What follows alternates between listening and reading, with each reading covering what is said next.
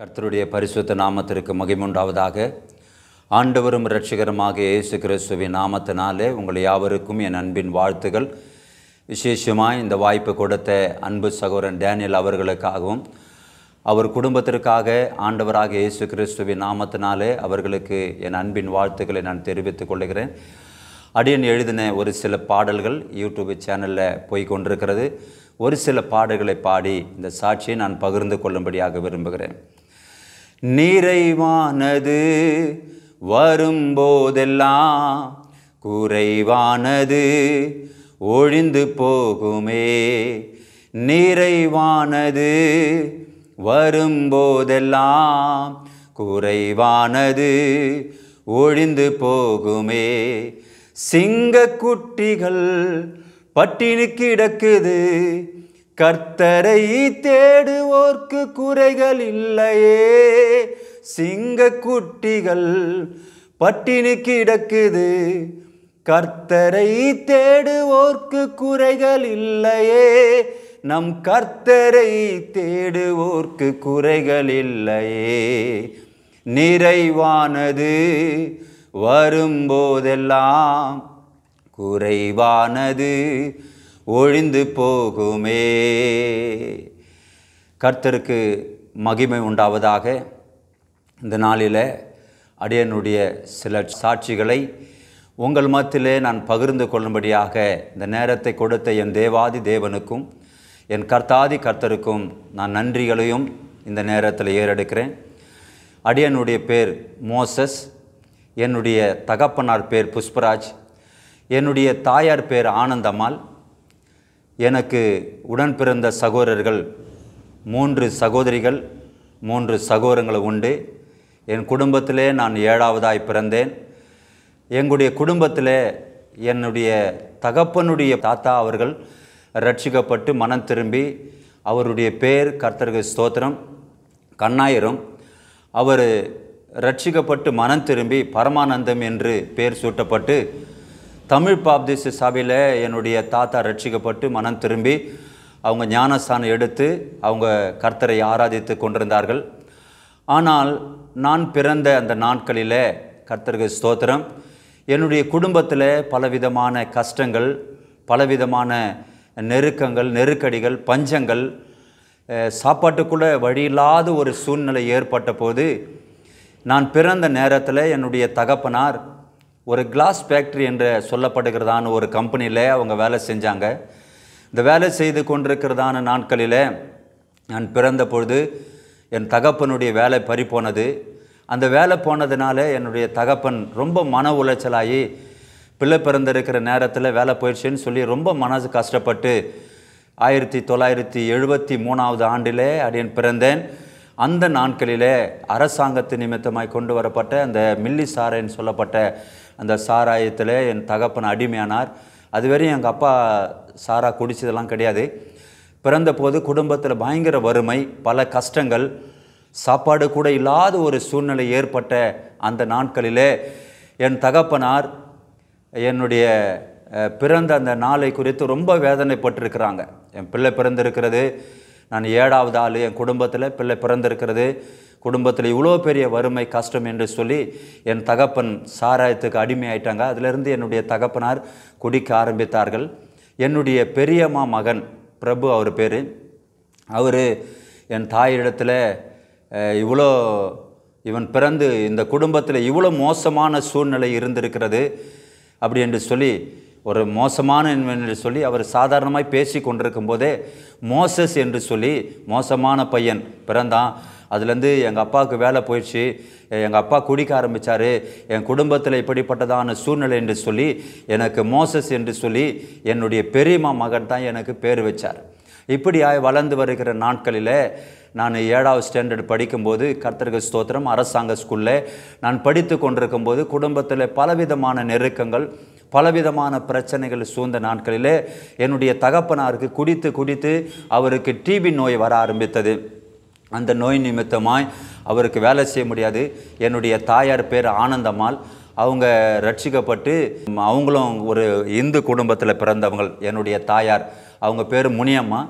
ஆனந்தம்மாள் என்று சொல்லி பேர் வச்சு அவங்களுக்கு ஞானஸ்தானம்லாம் கொடுத்து அவங்கள கர்த்தருக்கு ஸ்தோத்திரம், கர்த்தருக்குள்ளே எங்கள் அப்பா வழி நடத்துனாங்க. ஆனாலும் என்னுடைய தகப்பனார் நான் பிறந்த அந்த நேரத்தில் அவர் அதிகமாய் குடித்தது நிமித்தமாய், கர்த்தருக்கு ஸ்தோத்திரம், அந்த குடி பழக்கத்து நிமித்தமாய் அவர் டிபி நோயினால் பாதிக்கப்பட்டு அதிகமாக பீடி பிடிப்பாங்க, அதிகமாக தண்ணி அடிக்க ஆரம்பித்ததுனால என்னுடைய தகப்பனுக்கு டிபி நோயினால் பாதிக்கப்பட்டது. அந்த டிபி நோயில் பாதிக்கப்பட்டது நிமித்தமாய் அவங்களுக்கு எந்த வேலை செய்ய முடியாது. என்னுடைய தாயார் எந்த வேலைக்கும் போக மாட்டாங்க, வீட்டில் தான் இருப்பாங்க.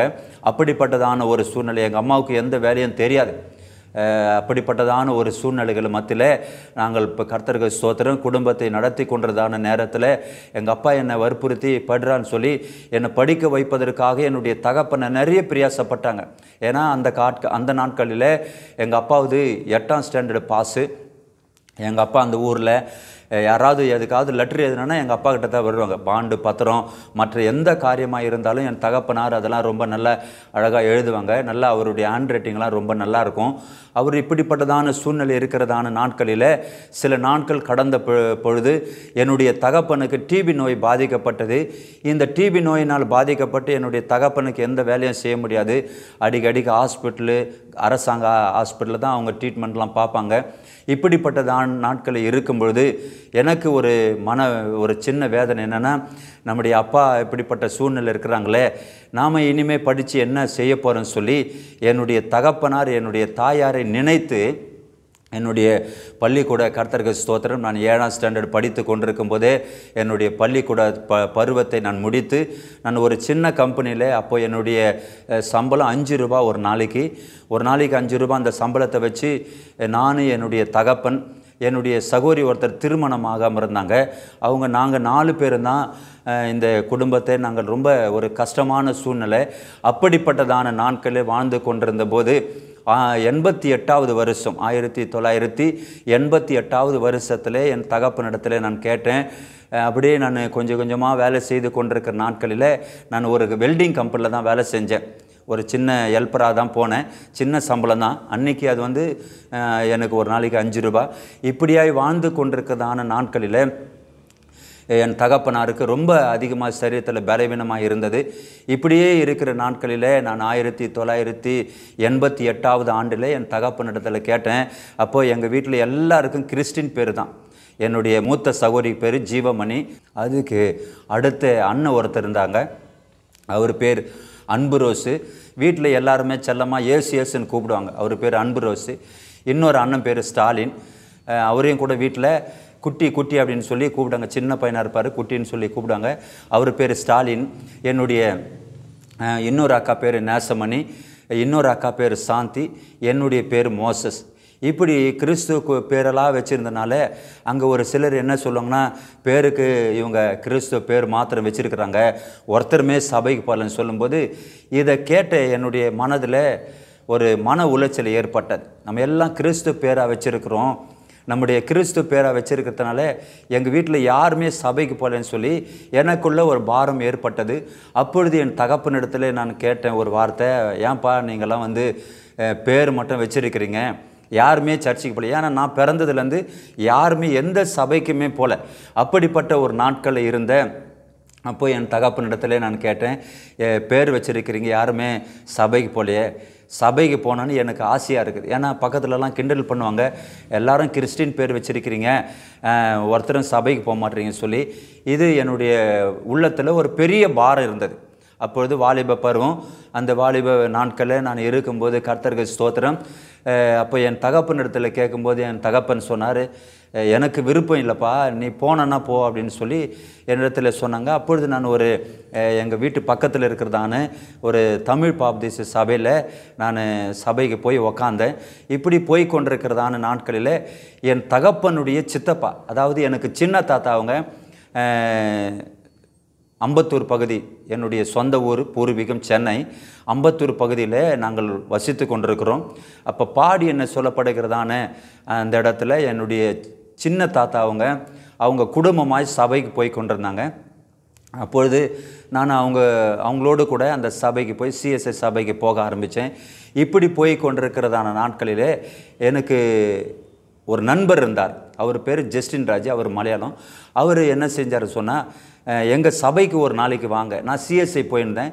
எங்கள் அப்பா அடிக்கடிக்கு என்ன சொல்லுவாங்கன்னா, நீ பெண்டிகோஸ் சபைக்கு மாத்திரம் போகக்கூடாது, அதனால் நீ வந்து எப்பாவது போனேன்னா கூட தமிழ் பாப்திஸ்ட் சபைக்கு தான் போகணும், நம்முடைய பாரம்பரிய சபை அது அப்படின்னு சொல்லுவாங்க. அதனால் என்னுடைய தகப்பனுடைய பேச்சு வந்து எனக்கு கடவுள் பேச்சு போல் இருந்தது. அதனால் நான் என்ன செஞ்சேன்னு சொன்னால், என் தகப்பனுடைய வார்த்தையை அன்றைக்கி மீறக்கூடாது என்று சொல்லி நான் என்ன செஞ்சேன்னா, பெண்டிகோஸ் சபைக்கெல்லாம் போகக்கூடாது நம்ம அப்படின்னு சொல்லி, கர்த்தருக்கு ஸ்தோத்திரம், சில நாட்களில் எனக்கு அது ரொம்ப வைராக்கியமாக இருந்தது. நம்ம எங்கே போனாலும் பெண்டிகோஸ் சபைக்கு போகக்கூடாது, மற்ற சபைக்கு போகலான்னு சொல்லி. அப்போ சிஎஸ்சி சபைக்கெல்லாம் நான் போய் கொண்டிருக்கும்போது என் தகப்பனுக்கு தெரியும். இப்படியே சில நாட்கள் போய்கொண்டிருந்தது. இப்படி போய்கொண்டதான நாட்களில் 1993 ஆண்டு 5ஆம் மாதம் 5ஆம் தேதியிலே என்னுடைய தகப்பன் மரித்து போனார். அவர் மரித்து, ஏன்னா அந்த டிபி அதிகமாக ரொம்ப முத்தி போச்சு, அவங்க ரொம்ப முடியாத ஒரு சூழ்நிலை. என் தகப்பன் மரித்து போனார். அவர் மரித்து போன பிறகு கர்த்தருக்கு ஸ்தோத்திரம் உண்டாகட்டும், என்னுடைய குடும்பத்தில் எனக்கு ரொம்ப பெரிய பாரம். ஏன்னா எங்கள் அப்பா வந்து எங்கேயாவது ஒரு நாள் தங்கினா கூட எங்கள் அப்பாவும் எங்கள் அம்மா என்னை விட்டு ஒரு நாள் கூட எங்கேயுமே தங்க மாட்டாங்க. அப்படி எங்கேயாவது எதுனா எங்கள் வீட்டில் நல்ல ஃபங்க்ஷன் போனால் கூட நைட்டு வந்துடுவாங்க. அதனால் எங்கள் அப்பா இல்லைன்றத எனக்கு மிகுந்த ஒரு பெரிய பாரம். எங்கள் அப்பா இல்லாதனால எனக்கு மிகுந்த ஒரு பாரம். அந்த பாரத்தினால நான் என்ன செய்தேன், தகப்பன் மரித்து போனார், நாமளும் எப்படியாவது செத்துருவான்னு சொல்லி. ஏன்னா எங்கள் அப்பா அடிக்கடி சொல்லுவாங்க, ஒன்றுமே தெரியாமல் இருக்கிற, உலகமே என்னான்னு தெரியல உனக்கு, உலகமே தெரியாத அந்த நாட்களில் நீ இப்படி இருக்கிறேன்னு சொல்லி என் தகப்பன் அதிகமாக அடிக்கடிக்கு என்னை குறித்து ரொம்ப பாரப்படுவாங்க. அப்படிப்பட்டதான நாட்களில் என் தகப்பன் மரித்து போன பிறகு எனக்கு மிகுந்த மனவேதனை, ரொம்ப அதிகமாக வேதனையாக இருந்தது. தகப்பன் மரித்து போனார், நாமளும் மரித்து போயிடுவோன்னு சொல்லி சில நாட்களை நான் நினைத்த நாட்கள் உண்டு. அப்படி நினைத்து கொண்டதான நாட்களில் என்னுடைய ஒரு நண்பர் ஒருத்தர் இருந்தார். அவர் பேர் ஜஸ்டின் ராஜ். அவர் என்ன சொன்னார், பிரதர் நீங்கள் ஒரு நாளைக்கு எங்கள் சபைக்கு வாங்க அப்படின்னு சொல்லி என்னை கூப்பிட்டார். எங்கள் வீட்டிலேருந்து பார்த்திங்கன்னா ஒரு 4-5 தெருவு தள்ளி தான் அந்த சபை இருந்தது. அப்போ அந்த சபைக்கு கூப்பிட்டாரு. நான் சொன்னேன், இல்லை நான் பெண்டிகோஸ் சபைக்கெல்லாம் வர முடியாது பிரதர். நான் எங்கள் அப்பா சொன்ன இந்த விஷயத்தை நான் உங்ககிட்ட சொல்ல. அப்போ நான் சொல்லும்போது சொன்னேன், இல்லை பிரதர் நான் வந்து இந்த சபைக்கெல்லாம் வர முடியாது சொல்லி அவர் என்ன ரொம்ப கட்டாயப்படுத்தினார். கட்டாயப்படுத்தி அவர் என்ன சொன்னார்னா, நீங்கள் ஒரு நாளைக்கு எங்கள் சபைக்கு வந்து பாருங்கள், பிடிச்சா வாங்க, இல்லைன்னா தயவுசெய்து வராதிங்கன்னு. அப்போ நான் அவர்கிட்ட என்ன சொன்னேன், உங்கள் சபைக்கு நான் வரணுன்னா நீங்கள் ஒன்று செய்யுங்க, நான் சிஎஸ்எஸ் சபைக்கு போகிறேன், நீங்கள் ஒரு நாளைக்கு என் சபைக்கு வாங்கன்னு சொல்லி நான் கூப்பிட்ட போது அவரும் நான் சொன்ன பிரகாரம் ஒரு நாள் சபைக்கு வந்தார்.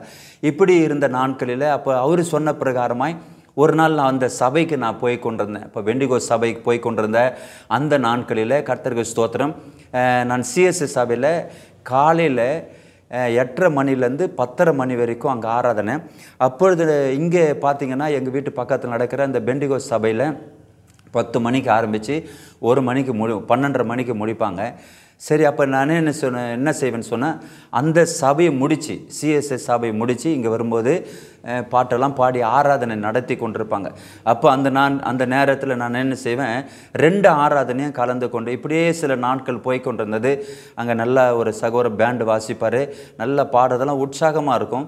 சரி, இப்படியே இருந்த நாட்களில் இங்கே நல்லா உற்சாகமாக இருக்குது, இனி நம்ம வந்து இந்த சபைக்கு போகலான்னு சொல்லி, அப்போ தான் என்னுடைய தகப்பன் இறந்து, கர்த்தருக்கு ஸ்தோத்திரம், 93ஆம் வருஷத்தில் இறந்துட்டாங்க. 5ஆம் மாதம் என் தகப்பன் இறந்து ஒரு 2-3 மாதத்துக்குள்ளே அந்த பெண்டிகோஸ் சபைக்கு நான் போயிட்டேன். அப்போ அந்த பெண்டிகோஸ் சபைக்கு போயிட்டு அங்கேயே அந்த பாஸ்டர்லாம் என் மேலே வந்து ரொம்ப அன்பாக நேசிப்பாங்க. அவர் ஒரு மலையாளி பாஸ்டர் தான், ரொம்ப அன்பாக நேசிப்பாங்க. அப்படியே இருந்த நாட்களில் எனக்கு என்ன ஒரு நாள் சொன்னாங்க, உனக்கு வந்து உன் மேலே ஒரு பிசாசு இருக்குது, அது வந்து உபவாசம் போட்டு ஜெபிக்கணும் அப்படின்னு சொல்லி அந்த பெண்டிகோஸ் பாஸ்டர் சொன்னாங்க. எனக்கு கஷ்டமாகி போச்சு. இதுவரையும் நான் ஒரு நாள் உபவாசம்னா எனக்கு தெரியாது, ஒரு நாளும் பசியாக இருந்ததே கிடையாது. எப்படிக்கு வீட்டில் கஷ்டமான சூழ்நிலை இருந்தால் கூட பசியாக இருந்தால் கிடையாது. எப்படியாவது என் பிள்ளை பசி தாங்க சொல்லி எங்கள் அம்மா எப்படியாவது எனக்கு ஆகாரம் ஏதாவது ஒன்று ரெடி பண்ணி கொடுத்துருவாங்க. அதனால் பசி தாங்க முடியாது. அப்போது அதனால் இந்த பாஸ்டிங் உபவாசம் இதெல்லாம் எனக்கு ஒன்றான தெரியாது. அப்படிப்பட்ட நாட்களில் இருந்த எனக்கு அப்புறம் சொன்னார், ஒன்றும் இல்லை பிரதர், நீங்கள் ஒரு வெள்ளி சனி ஞாயிறு ஒரு 3 நாளைக்கு நீங்கள் சாப்பிடக்கூடாது, நீங்கள் சாப்பிடாமல் இருங்க, அப்படி இருந்தீங்கன்னா உங்கள் சரீரத்தில் இருக்கிற பிசாசு போயிடுன்னு சொல்லி. அதே போல் கேரளாவிலேருந்து இந்த பாஸ்டருடைய தகப்பன் வந்தாங்க. அவங்க அப்பா வந்து எனக்கு ரொம்ப சில நல்ல சில சத்தியங்கள்லாம் சொல்லி கொடுத்தாங்க. அப்போ சொல்லி கொடுத்துட்டு அப்போ என்னுடைய வெள்ளி சனி ஞாயிறு இந்த 3 நாட்கள் எனக்குள்ளே இருக்கிற அந்த பிசாசை துரத்தணும்னு சொல்லி அவங்க 3 நாள் பாஸ்டிங் ப்ரேயருக்காக வந்தாங்க. அப்படி 3 நாள் அந்த உபவாச கூட்டத்துக்காக வரும்போது கர்த்தருக்கு ஸ்தோத்திரம், அந்த 3 நாள் உபவாச கூட்டத்தில் எனக்காக ஜெபித்தாங்க. அந்த பாஸ்டருடைய தகப்பன் கேரளாவில் இருந்து வந்து எனக்காக பிரயாசப்பட்டு அவங்க ஜெபித்ததை அந்த நேரத்தில் எனக்கு தெரியாது. ஆனாலும் அந்த பிசாசு எனக்குள்ளே அதை ஆட ஆரம்பித்தது. அந்த பாஸ்டருடைய தகப்பன் என்னை முழங்கால் படி போட சொன்னாங்க.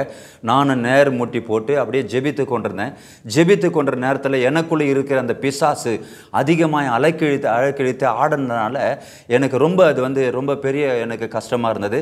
நான் என்ன செஞ்சேன்னு சொன்னால், அப்பொழுது அந்த பாஸ்டருடைய தகப்பன், அவர் பேர் கேஎஸ் ஜான், அவங்க என்ன பண்ணாங்கன்னா எனக்காக உபவாசம் போட்டு எனக்காக உபாசித்து ஜெபிக்கிறாங்க, எப்படியாவது இந்த பிசாசு நம்ம துரத்தணும் சொல்லி. அப்படி வெள்ளி சனி ஞாயிறு ஒரு வெள்ளி சனி இந்த 2வது நாட்களில் இந்த பிசாசுக்காக அவங்க ரொம்ப போராடி ஜெபிக்கிறாங்க. அப்படி போராடி ஜெபிக்கிறதுனால நேரத்தில் 3வது நாள் ஞாயிற்றுக்கிழமை காலையில் ஆராதனை நடந்து கொண்டிருக்குது. அப்போ என் சரீரத்தில் இருந்த அந்த பிசாசு அதிகமாக அது அப்படி ஆட ஆரம்பித்ததுனால நான் எகிரி குதித்து அவருடைய இந்த கண்ணு பக்கத்தில் ஒரு பயங்கரமான இடி என்னுடைய தலையில் தூக்கி இடித்ததுனால என்ன ஆகிப்போச்சுன்னா, அவருக்கு இந்த இடத்துல ஒரு பெரிய கட்டி மாதிரி வந்துடுச்சு. அப்போ எனக்கு தெரியாது இந்த விஷயம். அப்போ ப்ரேயர்லாம் முடிச்சுட்டு அந்த கூட்டெல்லாம் முடிச்சுட்டு என்கிட்ட சொன்னாங்க, இது என்ன தெரியுமான்னு சொல்லி என்னை கேட்டாங்க. அப்போ நான் சொன்னேன், என்ன தெரிலங்கய்யா, உனக்கு தெரியாது, உனக்குள்ளே இருந்த அந்த பிசாசு அது எகிரி குதித்ததுனால என்ன ஆகிப்போச்சுன்னா எனக்கு இப்படிப்பட்ட ஒரு அடிப்பட்டதுன்னு சொல்லி எனக்கு ரொம்ப அந்த நாட்களில் ரொம்ப வேதனையாக இருந்தது. அப்போ ரொம்ப கஷ்டமாக இருந்தது. நான் சொன்னேன், அப்பா என்னை மன்னிக்கணும் அப்படின்னா. அப்போ அவர் சொன்னார், நீ மன்னிப்பெல்லாம் கேட்கக்கூடாது, ஏன்னா உனக்கு தெரியாது, நீ செஞ்ச தவறு கிடையாது, அது உனக்குள்ளே இருந்த பிசாசு செய்த ஒரு தவறுன்னு சொல்லி என் இடத்துல சொன்னாங்க. கர்த்தருக்கு ஸ்தோத்திரம். அப்பொழுது அந்த நாட்களில் கர்த்தர் நாமத்திற்கு மகிமுண்டாகட்டும். அந்த நேரத்தில் நல்ல என் மேலே ரொம்ப அன்பாக இருப்பாங்க, என்னை ரொம்ப அதிகமாக நேசிக்க ஆரம்பித்தாங்க. இப்படி இந்த சில நாட்களில் என்னுடைய வாலிப பருவத்தில், அதுக்கு முன்னாடியெல்லாம் பார்த்திங்கன்னா நான் பீடி சிகரெட்டு மற்ற காரியங்களில் ஈடுபட்டு கொண்டிருந்தேன். யாருக்குமே தெரியாது நான் இப்படிப்பட்ட ஒரு பழக்கத்தில் இருக்கிறேன் என்று சொல்லி யாருக்குமே தெரியாது. ஆனாலும் கர்த்தருக்கு ஸ்தோத்திரம், கொஞ்சம் கொஞ்சமாக நான் என்னுடைய பழக்கங்களை மாற்றிக்கொண்டேன். நான் பயங்கரமாக சினிமா பார்ப்பேன். ஒரே நாளில் வீட்டுக்கே வராமல் ஒவ்வொரு தேட்டரிலும் ஏறி சாயங்காலம் எப்போ அந்த ஷோலாம் முடியுதோ அப்போ தான் வருவேன். அப்படியெல்லாம் சினிமா பார்த்த நாட்கள் ரொம்ப பயங்கரம். அப்படி சினிமாவுக்கு நான் அடிமையாக இருந்தேன். இப்படி இருந்த சில நாட்களிலே கர்த்தருக்கு ஸ்தோத்திரம் உண்டாகட்டும். அப்போ என்னுடைய பாஸ்டர் சொன்னாங்க, பிரதர் உங்களுக்கு ஒரு மேரேஜ் செய்யணும்னு சொல்லி அவர் ரொம்ப வற்புறுத்தினாங்க. அப்போ அவங்க ஏற்பாடு பண்ணி என்ன செஞ்சான்னு சொன்னால், எனக்கு ஒரு 99ஆம் ஆண்டில் எனக்கு ஒரு நிச்சயம் பண்ணி, அப்போ நான் கேட்டேன், எனக்கு நல்ல ஒரு ஊழியம் செய்வதற்கு அப்போ அந்த சபையில் கொஞ்சம் கொஞ்சமாக பாடுவதற்கு ஜெபிப்பதற்கு எனக்கு நிறைய வாய்ப்பெல்லாம் கொடுப்பாங்க, பாடுறதுக்கு ஜெபிக்க. இப்படியே இருந்த சில நாட்களில் கர்த்தருக்கு ஸ்தோத்திரம், அந்த சபையில் எனக்கு எப்படியாவது ஒரு ஊழியக்காரனாக உருவாக்கணும்னு சொல்லி அந்த பாஸ்டருக்கு ரொம்ப வாஞ்சு. இப்படி இருந்த நாட்களில் என்னை அந்த சபையில் சில ஊழியத்தில் எடுத்து என்னை பிரயோஜனப்படுத்தினாங்க. கர்த்தருக்கு ஸ்தோத்திரம். அது மாத்திரமில்லை, கர்த்தர் நாமத்திற்கு மகிமுண்டாகட்டும். 2000 ஆண்டில் எனக்கு திருமணத்தை, அதே போல் அந்த சபையிலே எனக்கு திருமணத்தை ஏற்படுத்தினாங்க. அருமையான பாஸ்டர் அவங்க திருமணத்தெல்லாம் எனக்கு ஏற்படுத்தி அந்த சபையிலே என்னை ஒரு உடன் ஊழியக்கார மாதிரி வச்சுட்டு இருந்தாங்க. அந்த சபையில் இருக்கிற அந்த நாட்களிலே கர்த்தருக்கு ஸ்தோத்திரம் உண்டாகட்டும். இன்னொரு சகோதரர் மூலமாய் கர்த்தர் நாமத்திற்கு மகிமுண்டாகட்டும். சகோதரர் மூலமாய் இந்த சபையில் ஒரு சின்ன மனஸ்தாபம் ஏற்பட்டு, அப்போ அந்த சபையில் வெளியே வந்து 2003ஆம் ஆண்டில் நான் ஒரு சபையை நானும் இன்னொரு சகோதரன் சேர்ந்து ஒரு சபையை தொடங்கணும். கர்த்தருக்கு ஸ்தோத்திரம். அந்த சபையை தொடங்கப்பட்டு 2003ஆம் ஆண்டில் பிப்ரவரி 7, 8, 9 அந்த 3 நாட்கள் உபவாசத்தோடு கூட அந்த இடத்துல நாங்கள் ஒரு கூட்டத்தை ஆயத்தப்படுத்தி அந்த சபையை தொடர்ந்து இந்த சபை ஊழியங்கள் நடந்து கொண்டிருந்தது. இந்த சபை ஊழியங்கள் நடந்தது மாத்திரமில்லை, கர்த்தருக்கு ஸ்தோத்திரம். நான் இந்த வெல்டிங்கில் இருந்ததுனால சில நாட்கள் நான் அதிகமாய் வெள்ளி சனி ஞாயிறு இந்த 3 நாட்கள் ஒவ்வொரு மாதமும் உபவாசித்தான் நாங்கள் திருவிருந்தை எடுப்போம். அப்படிப்பட்டதான அந்த ராபோஜன் எடுப்பது உபவாசத்தோடு கூட தான் எடுப்போம். அப்படிப்பட்டதான ஒரு நாட்களில் இருந்தோம். கர்த்தருக்கு ஸ்தோத்திரம். இது சில நாட்கள் கடந்த பொழுது எனக்கு பிள்ளைகள் பிறக்க ஒரு பையன் பிறந்தான். கர்த்தருக்கு ஸ்தோத்திரம். சில நாட்கள் கழிந்து என்னுடைய சரீரத்தில் அதிகமாக பலவீனாது. எனக்கு ஒரு பையன் ஒரு மகள் இருக்கிற. கர்த்தருக்கு ஸ்தோத்திரம் உண்டாகட்டும். சில நாட்கள் கழித்து என்னுடைய சரீரத்தில் அதிகமாக இந்த வெல்டிங்கில் இருந்ததுனால அந்த புகை என்னுடைய சரீரத்தில் நுரையீரலில் பாதிக்கப்பட்டு அதிகமாக நான் ரொம்ப சளி பிடிக்க ஆரம்பித்தேன். ஏன்னா எங்கள் அப்பாவுக்கு டிபி இருந்ததுனால ஒருவேளை எனக்கு டிபி இருக்குமோன்னு சொல்லி நிறைய ஹாஸ்பிட்டலில் நான் மாத்திரை மருந்தெல்லாம் எடுத்துருக்கிறேன். ஜிஹெச்சில் பார்த்துருக்கிறேன். அதே போல் சென்ட்ரலில் இருக்கிற ஜிஹெச்சில் நான் பார்த்துருக்கிறேன். அதே போல் தாம்பரத்தில் இருக்கிற சான்றியோரின் ஹாஸ்பிட்டலில் 2013ஆம் ஆண்டில் நான் ஒரு 15 நாட்கள் அட்மிட் ஆகிருந்தேன். அப்போ அங்கே அட்மிட் ஆகிருக்கும்போது சொன்னாங்க, உங்களுக்கு டிபி ஆஸ்மா மற்ற எந்த நோயுமே கிடையாது. டிபி இருந்தால் கூட 6 மாதத்தில் சரி பண்ணிடலாம். ஆனால் உங்களுக்கு நுரையீரல் பாதிக்கப்பட்டிருக்கிறது அப்படின்னு சொல்லும்போது எனக்கு ரொம்ப வேதனையாக இருந்தது. அந்த நாட்களில் நல்லா சாப்பிட முடியாது, நல்லா தூங்க முடியாது, படுத்தா இரும்பல் வரும். இரும்பி என்ன ஆகிடும்னா வயிறெல்லாம் புண்ணாகி இரும்பல் சளி வரும்போது என்னுடைய அந்த சளியில் ரத்தம் வரும். சில நாட்கள் நான் யாருக்கிட்டையுமே சொல்ல முடியாது. என் மனைவிக்கிட்டேயோ என் பிள்ளைங்கிட்டேயோ யாருக்கிட்டையுமே சொல்ல முடியாத ஜெபம் பண்ணி என்ன செய்வேன்னு சொன்னால் ஒரு கிளாஸ் ஜெபம் பண்ணி தண்ணியில் ஜெபம் பண்ணி குடிச்சிடுவேன். அப்போ கொஞ்ச நாள் பொறுத்து அது சரியாயிடும். இப்படி சில நாட்கள் இருந்தது. ஒரு நாள் ரொம்ப சீரியஸ் ஆகிட்டேன், ரொம்ப முடியாத நாட்கள். அப்படி இருந்த நேரத்தில் சான்றோரின் ஹாஸ்பிட்டலில் என்னை 13 நாள் அட்மிட் ஆகியிருந்தாங்க. அப்போ டாக்டர் சொன்னார், உங்களுக்கு டிபி கிடையாது, ஆஸ்மா கிடையாது, ஆனால் நுரையீரல் பாதிக்கப்பட்டிருக்கிறது அப்படின்னு சொல்லும்போது நான் ரொம்ப வேதனைப்பட்டேன். ஏன்னா இந்த நுரையீரல் பாதிக்கப்பட்டால் நமக்கு வசதி வாய்ப்பு கிடையாது. எங்கே போனாலும் கவர்மெண்ட் ஹாஸ்பிட்டல் தான் பார்க்குறோம். இப்படிப்பட்டதான ஒரு சூழ்நிலை இருக்கிறோமே என்று சொல்லி சில நாட்கள் நான் வேதனையோடு கூட நான் ஜெபித்த நாட்கள் உண்டு. கர்த்தருக்கு ஸ்தோத்திரம்.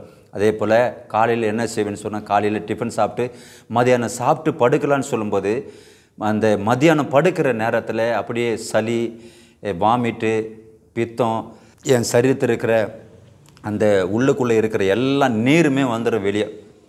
அப்போ இந்த வாமிட்டு வந்த பிறகு என் சரீரம் ரொம்ப பலவீனம் ஆகிடும், ஒன்றுமே செய்ய முடியாது. அப்படியே கேராக போய் படுத்துருவேன். படுத்து நல்லா தூங்கிடுவேன். 4 மணிக்கு 5 மணிக்கு தான் எழுந்திருப்பேன். இப்படிப்பட்டதான சில நாட்கள் இருந்தது.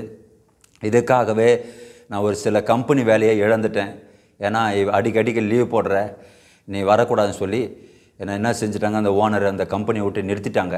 ஏன்னா அடிக்கடிக்கு வாரத்தில் பார்த்திங்கன்னா 4 நாள் தொடர்ந்து ஜுரம் இருக்கும். அந்த ஜுரத்தினால ஒரு சின்ன வேலை செய்ய முடியாது, சாப்பிட முடியாது, நிம்மதியாக தூங்க முடியாது. இப்படிப்பட்ட நாட்களில் நான் வாழ்ந்தேன். கர்த்தருக்கு ஸ்தோத்திரம். இப்படியே போய் கொண்டிருந்தது. கர்த்தர் நாமத்திற்கு மகிமுண்டாகட்டும். என் சரீரத்தில் பலவீனம், இந்த பலவீனத்தின் நிமித்தமாக நமக்கு வேலை கூட கொடுக்கலன்னு சொல்லி சில நேரத்தில் நான் வேதனைப்பட்ட நாட்கள் உண்டு. எத்தனையோ நாட்கள் நான் துக்கித்த நாட்கள் உண்டு.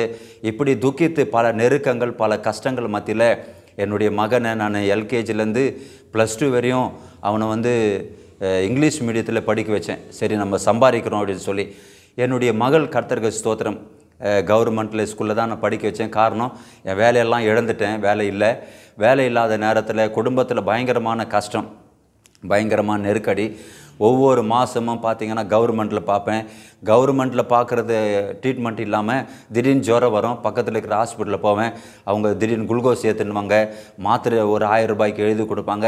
இந்த செலவே எனக்கு செய்ய முடியாத சில நாட்கள் கஷ்டத்தோடு வேதனையோடு கூட இருந்த நாட்கள் உண்டு. இப்படி இருக்கிறதான நாட்களில் கர்த்தருக்கு ஸ்தோத்திரம் 2018ஆவது ஆண்டில் எனக்கு இந்த ஜுரம் அடிக்கடிக்கு ஜுரம் வந்ததுனால ஜுரம் வந்து என்ன ஆயிடுச்சுன்னு சொன்னீங்கன்னா, என்னுடைய சரீரத்தில் கர்த்தருக்கு ஸ்தோத்திரம் 2018 5ஆம் மாதத்தில் எனக்கு ஒரு அதிகமான பலவீனம் வந்தது. என்ன பலவீனம்னா, என்னுடைய ஜாயிண்ட் எல்லாமே, இந்த ஷோல்டரு, கை, கால், பாதம், இடுப்பு எல்லா ஜாயிண்ட்டுமே செயல் இழந்து போச்சு. இப்படி கையை மடிக்க முடியாது, இப்படியெல்லாம் மடிக்க முடியாது, அப்படியே தொங்கி விடும். பாத்ரூம் போனேன்னா கூட என் மகன் ஒரு தோல் மேலே கையை போட்டுக்குவேன், என்னுடைய மனைவி தோல் மேலே கையை போட்டு தான் நான் பாத்ரூம் போவேன். எனக்கு சாப்பிட்ணுன்னு பசி எடுக்கும், ஆனால் சாப்பிட முடியாது. காரணம் என்னன்னு கேட்டிங்கன்னா, உட்காந்து மோஷன் போனமேன்னு பயத்தில் சாப்பிட மாட்டேன். யூரின் கூட போகிறதுக்கே ரொம்ப நான் சில நாட்கள் கஷ்டப்பட்ட நாட்கள் உண்டு. இப்படி அப்படியே சில நாட்கள் கடந்து இருக்கும்போது கர்த்தருக்கு ஸ்தோத்திரம், இந்த ஜாயிண்ட் எல்லாம் போயிடுச்சு. தூக்கி நிற்க வச்சா நேராக உட்காருவேன், நிற்க வச்சா நிற்பேன், யாராவது விட்டுட்டாங்கன்னா பொத்துன்னு விழுந்துருவேன். இந்த மாதிரி சில நாட்கள் நான் விழுந்திருக்கிறேன். கர்த்தருக்கு ஸ்தோத்திரம். அப்போல்லாம் நினச்சி நான் எத்தனையோ நாட்கள் வேதனையோடு அழுதுருக்கிறேன். கர்த்தருக்கு ஸ்தோத்திரம். அப்போது இப்படி இருக்கிற நேரத்தில் என் நண்பர் ஒருத்தர், அவர் என்ன சொன்னார், அவர் ஒரு விசுவாசி. அவர் என்ன சொன்னார்னா, நெற்குன்றம் பக்கத்தில் ஒரு டாக்டர் இருக்கார், நரம்பு டாக்டர், உங்களுக்கு நரம்பு ஏதோ பிரச்சனை ஆகிட்டு இருக்குது அப்படின்னு சொல்லி அவர்கிட்ட கூப்பிட்டு போனார். அவர்கிட்ட கூப்பிட்டு போய் இப்படி தான் சேரில் உட்கார வச்சு பார்த்துட்டு இருக்கிறாங்க. என்னை அப்படி ஒரு சின்ன குழந்த மாதிரி தான் என்னை தூக்கிட்டு போனாங்க. அப்படி அந்த சகோதரன், என்னுடைய மகன், கர்த்தருக்கு ஸ்தோத்திரம், இன்னொரு 2-3 பேர்லாம் வந்தாங்க. என்னை தூக்கின்னு போய் அப்படியே சேரில் உட்கார வச்சாங்க, ஒரு குழந்த மாதிரி தூக்கி. ஏன்னா நடக்க முடியாது, உட்கார முடியாது, கை கால் எல்லாமே இந்த ஜாயிண்ட், எல்லா ஜாயிண்ட்டுமே செயலிழந்து போச்சு. கழுத்து இப்படி தூக்க முடியாது, இப்படி தூக்க முடியாது, அப்படியே நேராக நின்று போச்சு. எப்படிப்பட்டதான ஒரு சூழ்நிலை. இந்த சூழ்நிலைகள் மத்தியிலே கர்த்தருக்கு ஸ்தோத்திரம் உண்டாகட்டும். என்ன செய்வேன்னு தெரியாத வேதனைப்பட்டு கொண்ட நேரத்தில் சகோதரன் ஒருத்தர் என்ன சொன்னார்னா, நெற்குன்றத்தில் ஒரு டாக்டர் இருக்காங்க, அவங்க நல்லா பார்ப்பாங்க, சென்னையில் அவங்க நல்லா பார்ப்பாங்க, நீங்கள் வான்னு சொல்லி என்னை கூப்பிட்டு போனார். கூப்பிட்டு போய் என்னை சேரில் உட்கார வச்சாங்க. உட்காந்து அவர் பேசி கொண்டிருக்கும்போது அப்போ என்னுடைய பாதத்தில் பேனை எடுத்து கீறினாங்க. அப்படி கீறிட்டு கேட்டாங்க, உங்களுக்கு ஏதாவது தெரியுதான்னு. அப்போ நான் சொன்னேன், தெரியுது சார். அப்போ அதே போல் என்னுடைய பாதத்தில் கிள்ளுனாங்க, என் சரீரத்தை பிடிச்சி கிள்ளுனாங்க. அவர் கேட்டார், உங்களுக்கு ஏதாவது தெரியுதா? இதெல்லாம் தெரியுதா சார்? பசி எடுக்குதான்னார். பசிக்குது. தாகமாக இருக்குதா? தாகம் இருக்குது. யூரின் போகிறதெல்லாம் தெரியுதா? இதெல்லாம் தெரியுது, ஆனால் இது மாத்திரம் செயல் இழந்த போய் இருக்கிறது. அப்போ அவர் ஒரு விஷயம் சொன்னார், ஒன்றும் இல்லைங்க, இது ரொம்ப கிரிட்டிக்கலான ஒரு நோய் இது. அதனால் இன்றைக்கி நைட்டுக்குள்ளே கர்த்தருக்கு ஸ்தோத்திரம், நீங்கள் அட்மிட் ஆகலை அப்படின்னா, இப்போ எல்லாம் பிடிச்சிருக்குது, அடுத்தது ஹார்ட்டு, கிட்னி இதெல்லாம் பிடிச்சதுன்னா உயிருக்கு ஆபத்து, மறிக்க வேண்டிய ஒரு சூழ்நிலை இருக்குன்னு சொல்லி அவர் சொன்னதுமே ரொம்ப கஷ்டமாகி போச்சு. என்னன்னு சொன்னால், என்னுடைய பிள்ளைங்களாம் நல்லா படிக்க வைக்கணும்னு எனக்கு ரொம்ப தாகம். ஏன்னா நம்ம படிக்காமல் ரொம்ப குடும்பத்தில் ரொம்ப கஷ்டப்பட்டேன். அப்படி குடும்பத்தில் ரொம்ப கஷ்டப்பட்டதுனால நான் தான் படிக்கலை, என் பிள்ளைங்களாம் படிக்கணும்னு சொல்லி நான் இது மாத்திரம்தான் அதிகமாக யோசிக்க ஆரம்பித்தேன். அதே போல் அந்த டாக்டர் பேசி கொண்டிருக்கும்போது சொன்னாங்க, இதுக்கு இன்ஜெக்ஷன் மூலமாக எதனா பண்ண முடியுமா சார்னு சொல்லி கேட்டேன். அப்போ அவர் சொன்னார், இதுக்கு ஒரு இன்ஜெக்ஷன் பண்ணலாம், ஆனால் அந்த இன்ஜெக்ஷன் 1,00,000 ரூபாய் அவன் சொன்னார். அப்படியே என்ன சொன்னால், எனக்கு கொஞ்சம் லோ பிபி இருந்தது. இந்த அடிக்கடிக்கு ஜுரம் வர்றதுனால என்ன ஆச்சுன்னா, லோ பிபி இருந்ததுனால பாரு, இவர் சொன்ன அந்த வார்த்தையை அப்படியே கேட்டு பின்னாடியே நான் மயக்கம் போட்டு விழுந்து எல்லோரும் என்னை தூக்கி அந்த சேரோடு தூக்கி உட்கார வச்சாங்க. அப்போ டாக்டர் சொன்னார், நான் லெட்டர் பேட் எழுதி தரேன், உங்களுக்கு வசதி இல்லைன்னு சொல்கிறீங்க. நான் சொன்னேன், 1,00,000 ரூபாய் பார்த்தது கூட கிடையாது, அப்படிப்பட்டதான ஒரு சூழ்நிலை மத்தியில் இருக்கிறேன், எனக்கு 1,00,000 ரூபாய் இதுவரையும் எங்கள் கையில் வச்சது கூட கிடையாது சார் அப்படின்னு சொல்லும்போது அவர் சொன்னார், அப்படி ஒன்று செய்யுங்க, நீங்கள் இமிடியட்டாக ஜிஹெச்சில், சென்னையில் இருக்கிற சென்ட்ரல் பக்கத்தில் இருக்கிற ஜிஹெச்சில் நீங்கள் அட்மிட் ஆகணும். நீங்கள் இன்றைக்கி அட்மிட் ஆகலை அப்படின்னா இன்றைக்கி நைட்டுக்குள்ளே இது உங்களுக்கு பிடிச்சிடும். கர்த்தருக்கு ஸ்தோத்திரம். இது பிடிச்சிது அப்படின்னா ஹார்ட் பிடிக்கும், கிட்னி பிடிக்கும், உயிருக்கு ரொம்ப ஆபத்து அப்படின்னு சொல்லும் உடனே ஆம்புலன்ஸ் வர வச்சாங்க. அந்த டாக்டர் என்ன செஞ்சார்னா, 2 லெட்டர் பேர் எழுதி கொடுத்தாங்க. என்னோட சரீரத்தில் செக் பண்ணாங்க, எல்லாத்தையும் செக் பண்ணி பார்த்துட்டு சொன்னாங்க. அப்போ அந்த நேரத்தில் என்னை தூக்கின்னு வெளியே உட்கார வச்சுருவாங்க. டாக்டர் சொன்னார், நீங்கள் வெளியே உட்கார வைங்க, நீங்கள் ஆம்புலன்ஸ் வந்த பிறகு நீங்கள் ஏற்றிட்டு போங்கன்னு சொல்லி. அதே போல் ஆம்புலன்ஸ் வந்தது. ஆம்புலன்ஸ் வந்த பிறகு கர்த்தருக்கு ஸ்தோத்திரம் உண்டாகட்டும். அவன் என்ன சொன்னால், ஜிஹெச்லாம் கொண்டு போக முடியாதுங்க, நான் கேஎம்சி தான் கொண்டு போவேன். இவர் ஜிஹெச்சுக்கு தான் லெட்டர்லாம் எழுதி கொடுத்துட்டாங்க. அப்போ என்ன ஆகிப்போச்சுன்னு சொன்னால், கொஞ்ச நேரம் பொறுத்து ஒரு கால் டாக்ஸி நாங்கள் புக் பண்ணோம். கால் டாக்ஸி என்னை தூக்கின்னு போய் உட்கார வச்சாங்க பாருங்கள். இல்லைங்க, இப்படிப்பட்ட ஆளெல்லாம் நான் கூட்டிகிட்டு போக முடியாது, தயவுசெய்து இவரை நீங்கள் இறக்குங்க அப்படின்னு சொல்லி என்னை கீழே இறக்க சொல்லிவிட்டு அந்த கால் டாக்ஸி போயிட்டாங்க. அதுக்கப்புறம் எனக்கு ரொம்ப வேதனை. இந்த கால் டாக்ஸி கர்த்தருக்கு ஸ்தோத்திரம் உண்டாகட்டும். இன்னொரு கால் டாக்ஸி புக் பண்ணாங்க. இன்னொரு கால் டாக்ஸி புக் பண்ணும்போது அவங்க என்ன சொன்னாங்கன்னா, நான் சொன்ன ஃபஸ்ட்டு விஷயத்தை அவங்கக்கிட்ட சொல்லுங்கள், ஏன்னா ஏற்கனவே ஒருத்தர் கேன்சல் பண்ணிவிட்டு போயிட்டார். அப்போ அந்த தம்பி சொன்னார், பரவாயில்ல சார், கூப்பிட்டு உட்காருங்க, இப்படிப்பட்டவங்களுக்கு தான் உதவி செய்யணும் அப்படின்னு சொல்லி அவங்க என்ன பண்ணாங்க சொன்னால், ஏற்றிட்டு போய் ஜிஹெச்சில் அந்த வீல் சேரில் என்னை தள்ளிட்டு போனாங்க. தள்ளிட்டு போயிட்டு டாக்டர் எல்லாம் அன்றைக்கி பார்த்திங்கன்னா 5ஆம் மாதம் கடைசி நாள் அன்றைக்கி, கர்த்தருக்கு ஸ்தோத்திரம், அந்த 5ஆம் மாதத்தினுடைய கடைசி நாள் அன்றைக்கி போய் அட்மிட் ஆகிறேன். அட்மிட் ஆகிருக்கிற நேரத்தில் கர்த்தர் நாமத்திற்கு மகிமை உண்டாகட்டும், டாக்டர் எல்லாத்தையும் செக் பண்ணான். என் பையன் கேட்குறான், சார் எங்கள் அப்பா நல்லா ஆகிடுவாரா? அவன் அழுகிறான், என் உயரம் இருப்பான். அவன் அப்படியே தேம்பி தேம்பி அழுது டாக்டர்கிட்ட கேட்குறான், சார் எங்கள் அப்பா நல்லா ஆகிடுவாரா அப்படின்னு சொல்லி டாக்டர் இடத்துல கேட்கும்போது டாக்டர் சொன்னார், ஒன்றும் கவலைப்படாத தம்பி, சரியாயிடுவார்னு சொல்லி. அப்போ அங்கே நைட்டு இசிஜி ஸ்கேன் மற்ற எல்லா காரியங்களையும் எடுத்தாங்க. எல்லாத்தையும் எடுத்துகிட்டு காலையில் எனக்கு பெட்டுக்கு கூப்பிட்டு வந்தாங்க. ஐசியூவில் தான் வச்சுருந்தாங்க அன்றைக்கி நைட்டு, ஒரு நைட்டு ஐசியூவில் வச்சுருந்து பெட்டுக்கு கூப்பிட்டு வந்தாங்க.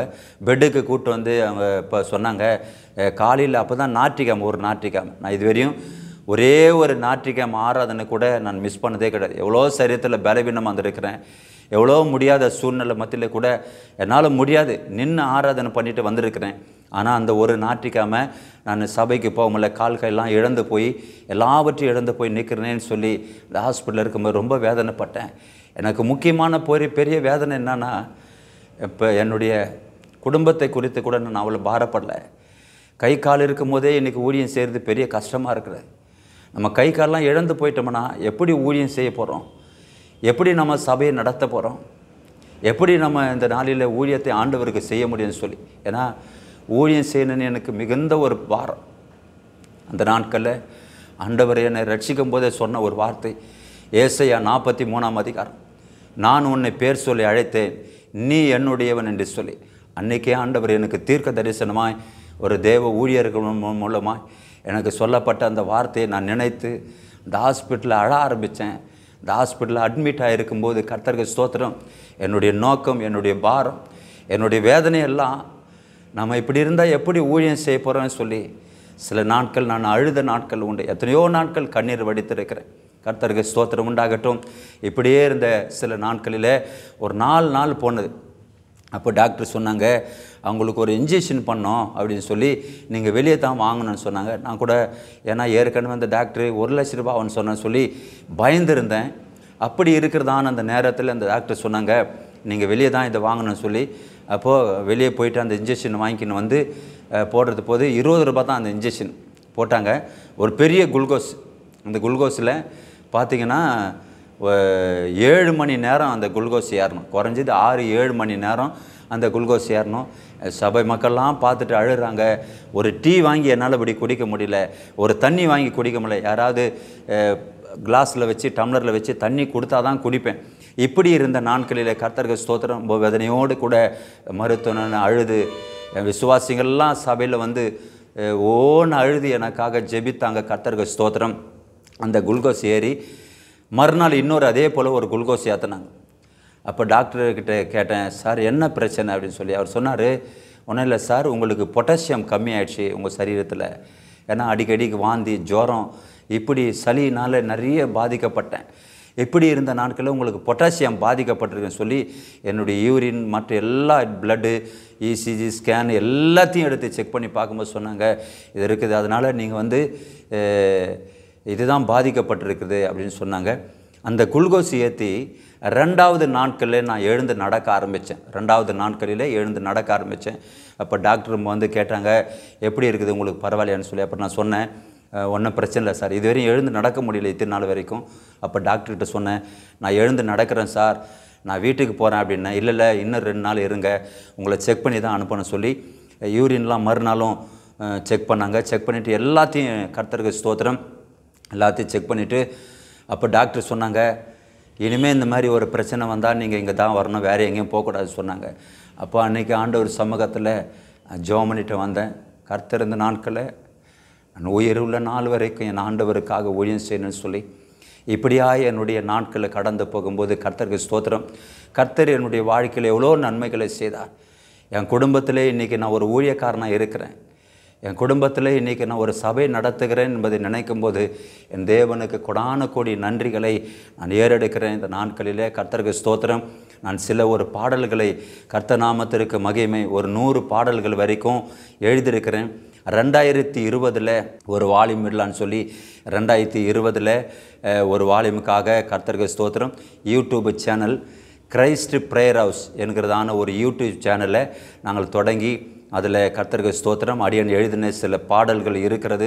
இதை கேளுங்க. நான் ஒரே ஒரு வரிசையில் மாத்திர பாடி கர்த்தருக்கு ஸ்தோத்திரம் என் சாட்சியை நான் முடித்து கொள்கிறேன். கர்த்தர் நாமத்திற்கு மகிமை உண்டாகட்டும். கணவனின் சொந்தமெல்லாம் கண்ணீராக மாறிவிடும்.